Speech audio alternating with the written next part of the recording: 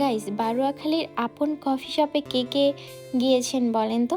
এখানে মালাই চা আর পোড়া রুটি কে কে ট্রাই করেছেন? এখানে কিন্তু অনেক দূর দূরান্ত থেকে মানুষ আসে এই মালাই চাটা ট্রাই করার জন্য। আর এখানের মালাই চা আর পোড়া রুটি কিন্তু একসাথে নিলে মাত্র 60 টাকা করে।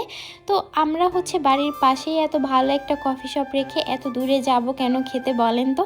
একবার আমাদের বাজারের মধ্যেই এটা লোকেশন, মানে বারুয়াখালী বাজারে একদম ভিতরের দিকে ঢুকলেই এই কফি শপটা।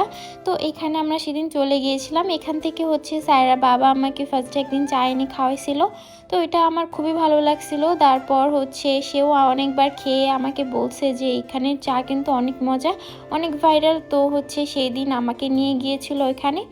তো এখানে যেয়ে আমরা মালাই চা আর পোড়া রুটিটা অর্ডার করে দিই। তো আমাদের এই যে পোড়া রুটি আর মালাই চা চলে আসে, আর এখানে তারা অনেক বড় একটা রুটি দিয়েছিল।